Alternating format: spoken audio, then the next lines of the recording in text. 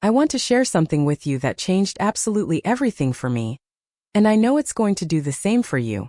There was this moment in my life when I was standing in my tiny New York City apartment, looking at a stack of bills I couldn't pay. I felt that heavy, crushing weight of lack pressing down on my chest like a stone, and suddenly a realization hit me. It was like lightning striking through my entire being. The thing that was keeping me poor wasn't my circumstances. It wasn't the economy or my past mistakes. It was the words I was speaking every single day. It was an invisible law I didn't yet understand, the law that governs everything in this universe whether we believe in it or not. That day, I discovered that my word was my wand, and I had been using it to create exactly what I didn't want. Darling, if you're watching this right now, feeling stuck, feeling like wealth is something that just happens to other people but never to you, I need you to hear this truth. You have been given the same power I discovered. The same power that transformed my life from one of constant struggle into one of overflowing abundance. And today I'm going to show you exactly how to use it. You see, most people have it completely backward. They think their circumstances have to change first. Then they'll speak differently. They think, when the money comes, then I'll feel abundant. When the opportunity arrives, then I'll feel worthy. But the law doesn't work that way. The law works from the inside out, not the outside in. Your word is the creative force. Your word goes before you and prepares your way. Every single thing you see in your physical world right now, the money in your bank account or the lack of it, the opportunities that come to you or pass you by, all of it began as a word, a thought, a belief that you spoke into existence. And this isn't just pretty spiritual talk, my dear. This is the most practical, powerful truth you will ever encounter. I spent years studying metaphysics, the ancient wisdom traditions, the invisible laws that the mystics knew and the wealthy understand. And what I discovered was this. There is a supply for every demand. The universe is not a place of limitation. God is not a stingy banker rationing out good to a chosen few. The divine mind is infinite abundance, and it's flowing toward you right now, in this very moment. But here's what most people don't understand. That flow can only reach you through the channel of your own consciousness. Your beliefs are either opening the way or blocking it completely. Your words are either magnets drawing your good to you, or they're walls keeping it away. And most people, without realizing it, spend their entire lives building those walls with their own tongues. They say they want prosperity, but their conversation is full of lack. They say they desire health, but they rehearse their symptoms to everyone who will listen. They claim they're ready for love, but they speak of past betrayals as if they were their current reality. And then they wonder why nothing changes. I learned this the hard way. I used to think I could hold one picture in my mind and speak another with my mouth. I thought my private thoughts were what mattered, and my words were just commentary, harmless, meaningless, just talk. But there is no just talk. Every word is a decree. Every statement is a command sent into the invisible substance that surrounds you. And that substance has no choice but to obey. I remember a woman who came to me absolutely convinced she would lose her home. The circumstances certainly looked that way. The bills were real, the notices were real, and the fear was overwhelming. Every time we spoke, she would say, I know I'm going to lose everything. I can feel it. It's only a matter of time. I stopped her one day and said, You're absolutely right. You will lose everything because you've decreed it. You've sent that command out into the universe, and the universe is loyal. It will give you exactly what you've claimed. She looked at me stunned. She thought she was just being realistic. She thought she was preparing herself for the inevitable. She didn't realize she was actually creating the inevitable with every fearful word. So we changed her decree. Instead of, I'm going to lose my home, she began to say, Infinite Spirit, reveal to me the perfect plan for my complete security. Instead of rehearsing disaster, she practiced declaring her good. Felt awkward at first. Felt like lying. But she stayed with it. Within 3 weeks, money came from a source she never anticipated. A distant relative, an unexpected inheritance, the exact amount she needed down to the dollar. Was it coincidence? No. It was law. The same law that would have manifested her loss instead manifested her supply the moment she turned her words around. And here's what most people miss about this law. It doesn't care about your circumstances. It doesn't matter if your bank account is empty, if your body is sick, if your relationships are broken. The law responds to one thing only, the nature of your word. You see, we've been taught to speak according to what we see. The world tells us to be realistic, to face facts. But I'm telling you now, speaking from what you see is the surest way to keep seeing more of what you don't want. I had a student once who was losing her home. The foreclosure notice had arrived. Her friends said, "Be realistic. You need to accept this and move on." And she almost did. She almost packed her bags and surrendered. But something in her rebelled against that defeat. She came to me and said, "What do I do? The facts are screaming at me." I told her what I'm telling you. The facts are not final. They're simply the result of yesterday's thinking. If you want tomorrow to look different, you must speak different words today. Words that agree with what you want, not with what you see. She began to declare, "Infinite Spirit, this house is mine by divine right. I am unmortgaged and free. There is no loss in spirit, and spirit is the only reality." Every time fear knocked on her door with another threatening letter, she answered with those words. Not once but dozens of times a day. She saturated her consciousness with the truth she wanted to see made manifest. 3 weeks before the final deadline, a relative she hadn't spoken to in years called her out of the blue. A forgotten inheritance had just been settled.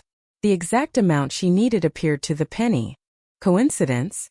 I don't believe in coincidence. I believe in causation. She set a cause in motion with her word, and the effect had to follow. And that's what most people miss. They think the word is just decoration, just positive thinking, just fluff on top of the hard work.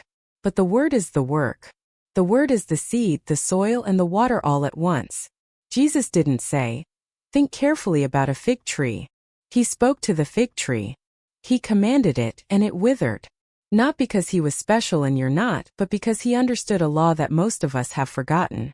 You are using words every single day, every single hour. And most of them are working against you. I can't afford that. I'm so tired of this. Nothing ever works out for me. I'm just not lucky. Every time you say it, you're sending out a messenger into the invisible world. And that messenger is loyal. Doesn't question you. It doesn't say, "Are you sure you want this?" It just goes out and finds the thing that matches your words. It brings back proof that you were right. That's why the woman who always says, "Men are untrustworthy," keeps meeting untrustworthy men. That's why the man who says, "I never have enough money," never has enough money. They think they're describing reality, but they're creating it. I've watched this happen over and over. A woman came to me once, desperate. She'd been trying to manifest a new job for months. She did affirmations. She visualized. She made vision boards. Nothing happened. I asked her one question.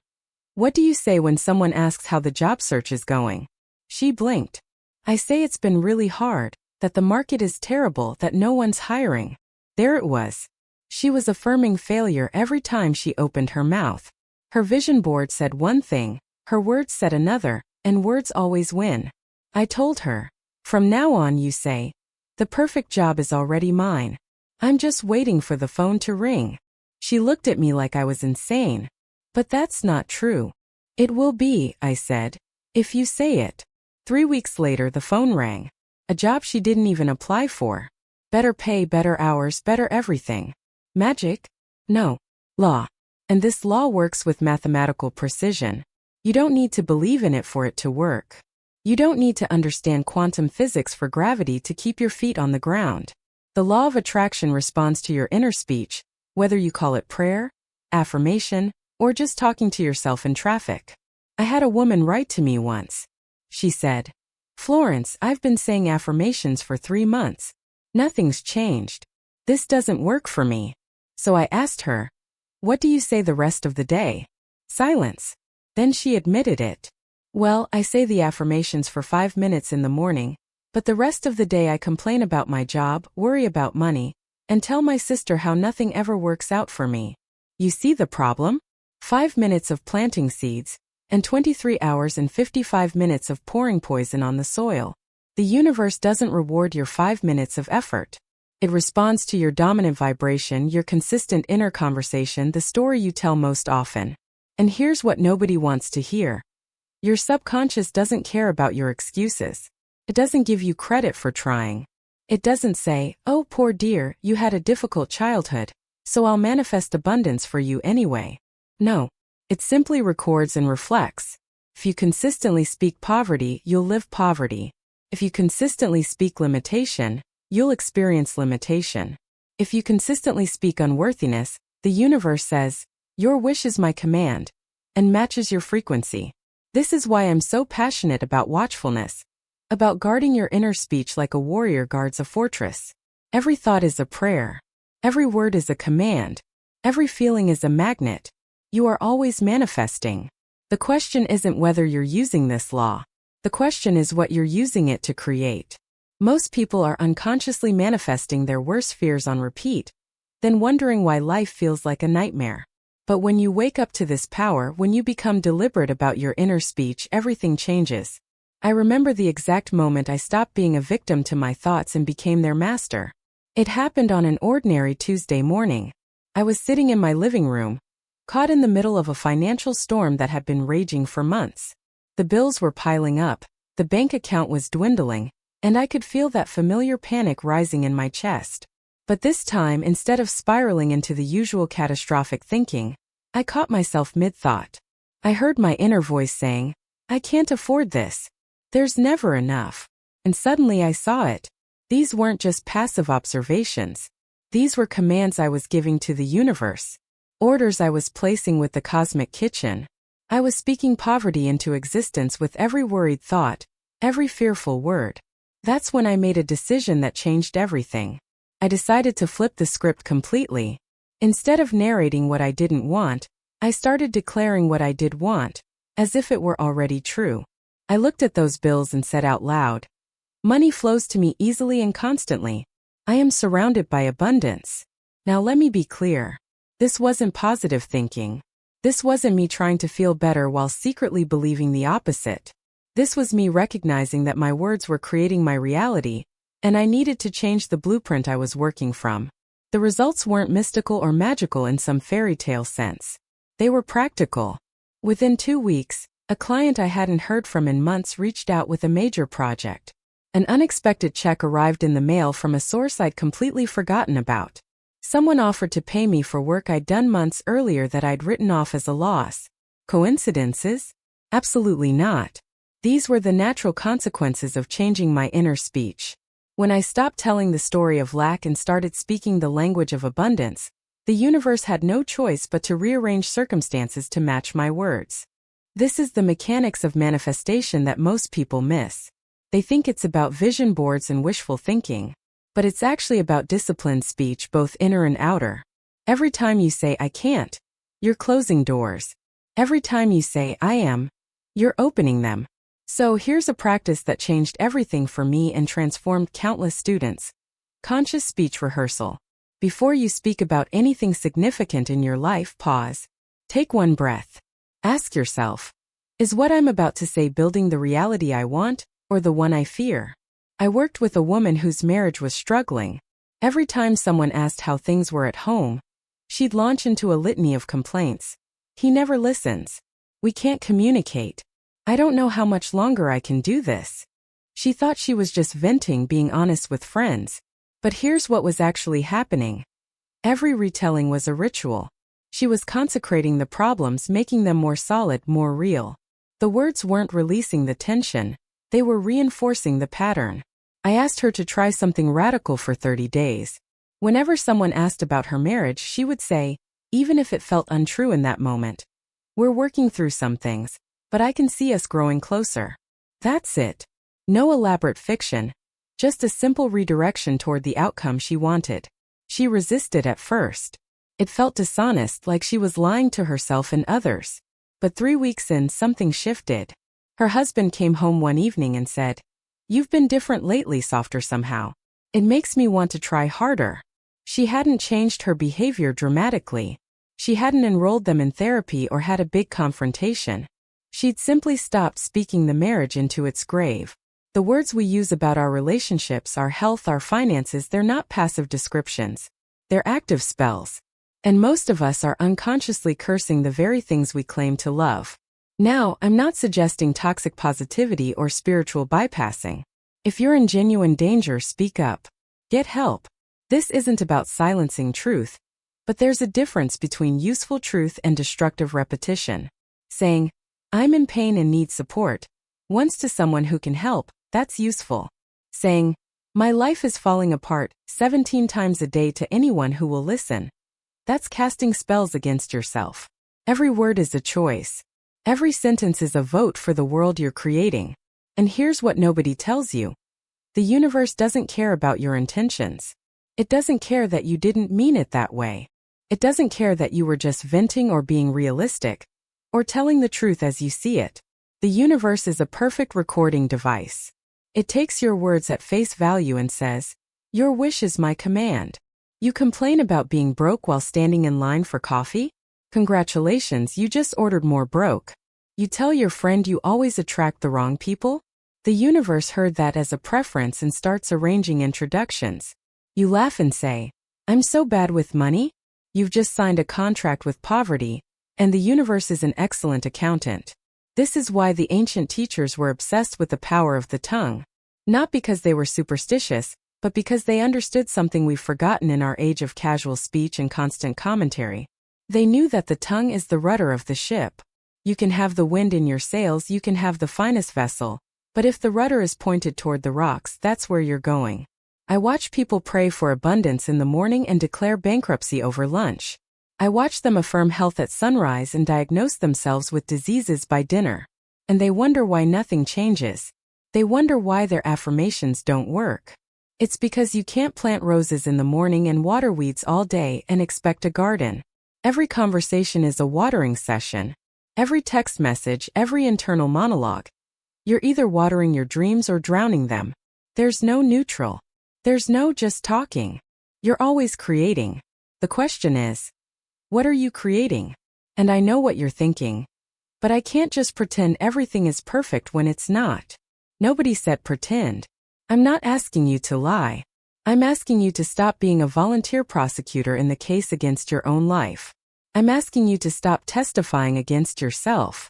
I'm asking you to be at least as kind in your speech to yourself as you would be to a stranger's child. You wouldn't walk up to a kid and say, "You're terrible at everything and you'll never succeed."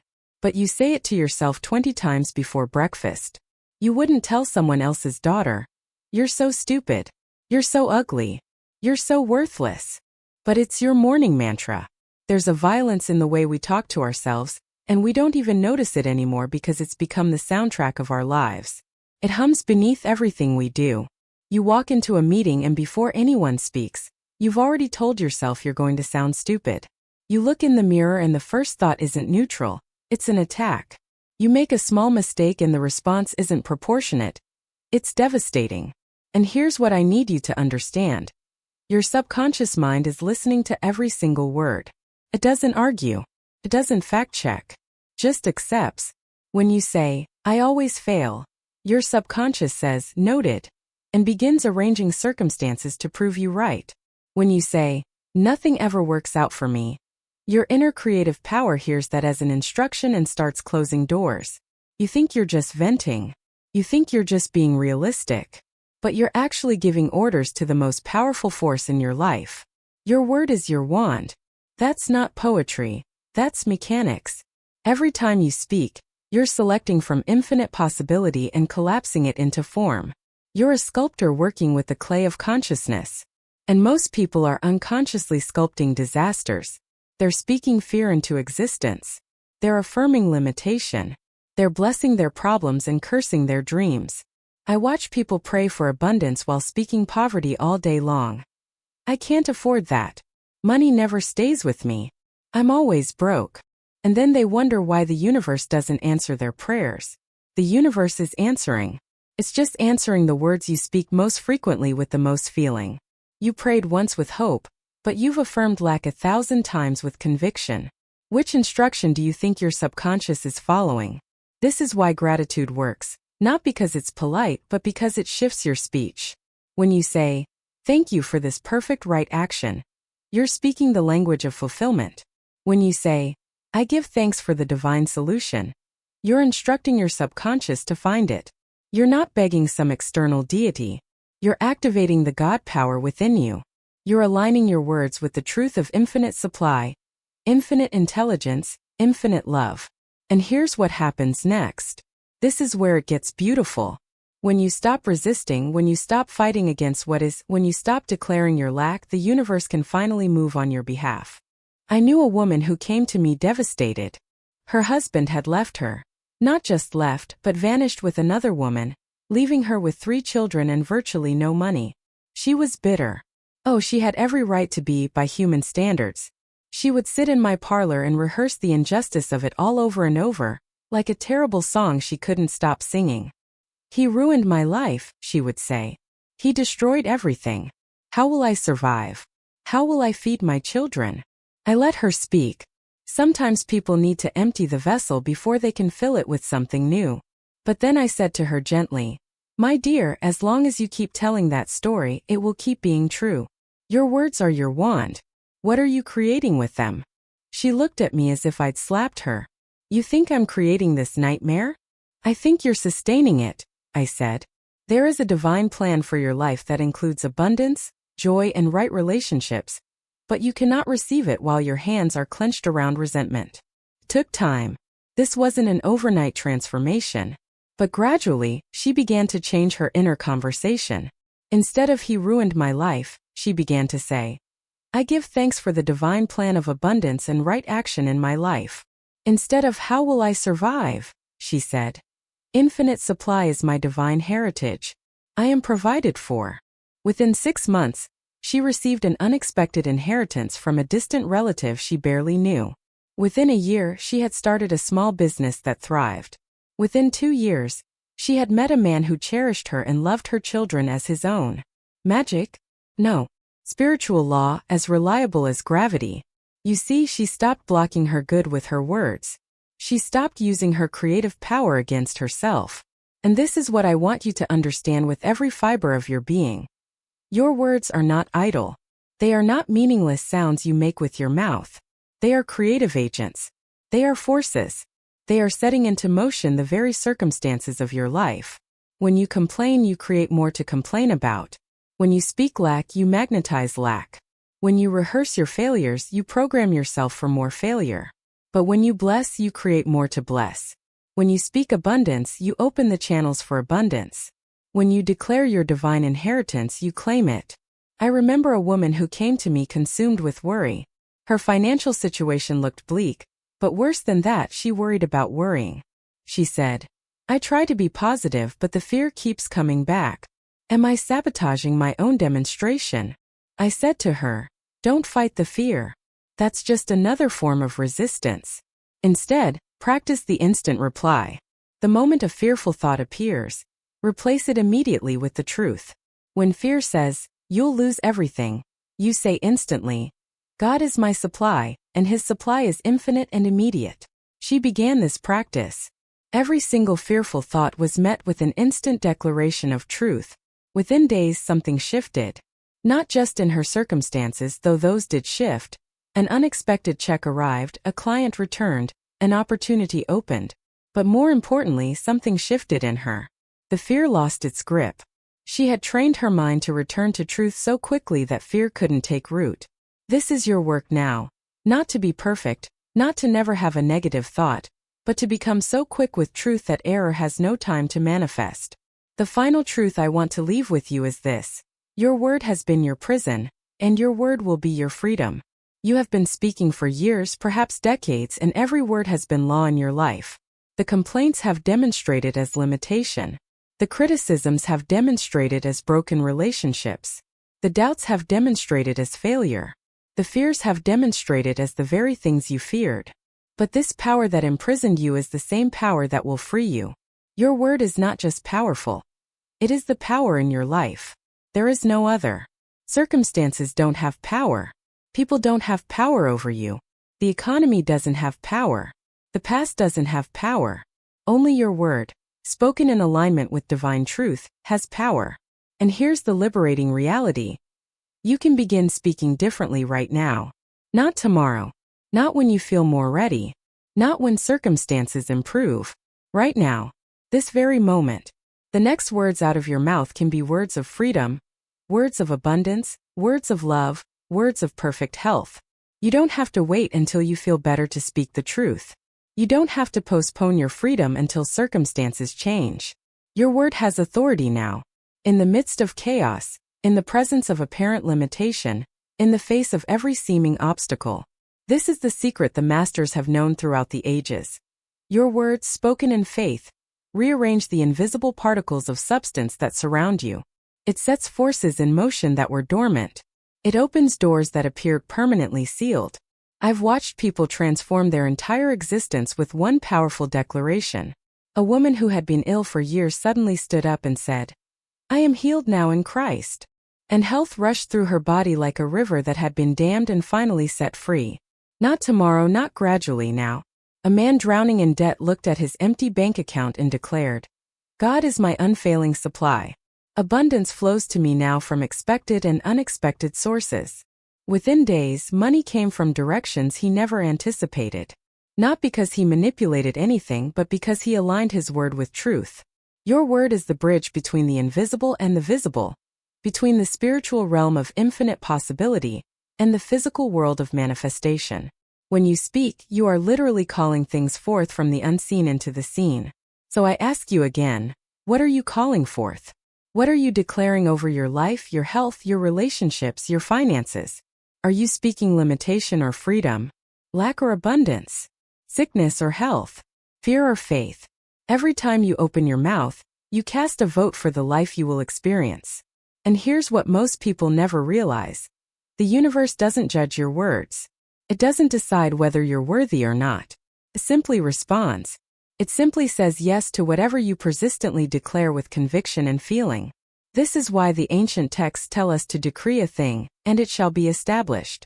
Not hope for a thing, not wish for a thing, not beg for a thing. Decree it, command it, speak it into being with authority. You are not a beggar at the door of life. You are a child of the divine, created in the image and likeness of the Creator.